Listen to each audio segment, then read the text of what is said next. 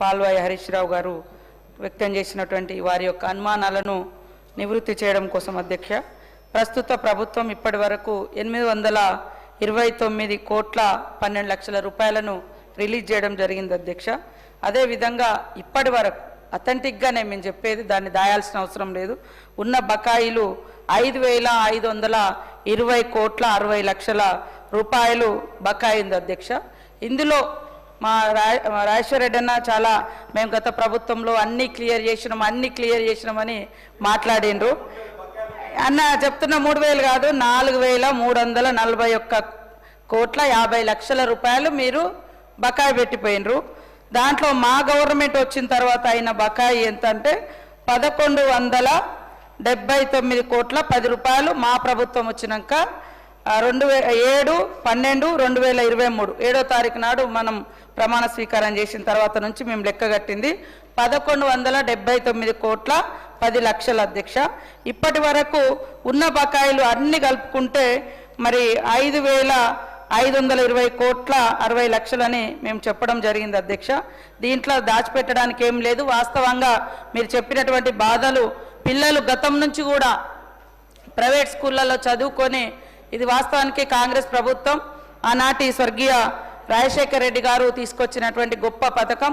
ఆ పథకం ద్వారా ఎంతోమంది పేద పిల్లలు కార్పొరేట్ కళాశాలలో కూడా ఉన్నత విద్యను అభ్యసించడం జరిగింది.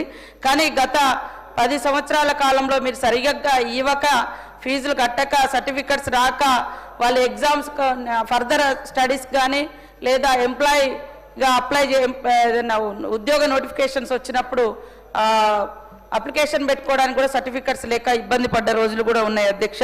కాబట్టి ఈ మధ్యకాలంలో ఈ రకంగా మా ప్రభుత్వం 829 కోట్లను రిలీజ్ చేసి మరి అన్ని ప్రైవేట్ కళాశాలల యాజమాన్యాలతోటి వాళ్ళ సంఘాలతోటి కూడా మాట్లాడి విడతల వారీగా ఇవన్నీ కూడా క్లియర్ చేస్తామని స్పష్టంగా మా డిప్యూటీ సీఎం గారు బట్టి విక్రమార్క గారు వారికి చెప్పడం జరిగింది అధ్యక్ష.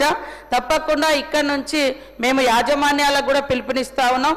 మీకు మా డిప్యూటీ సీఎం గారు పిలిచి అష్యూరెన్స్ ఇచ్చారు కాబట్టి ఎట్టి పరిస్థితుల్లో పిల్లల సర్టిఫికెట్లు ఆపకుండా వాళ్ళ ఇవ్వాలని కూడా కోరుతా ఉన్నాం అధ్యక్ష.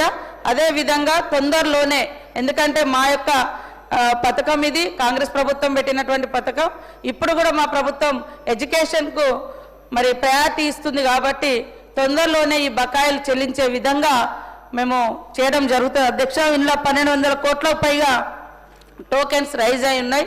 కొన్ని ఇతరత్ర కారణాల రీత్యా ఆగింది.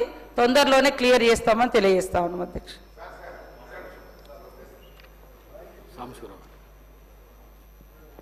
అధ్యక్ష, నేను దీనికి సంబంధించి ఒక 3 క్వశ్చన్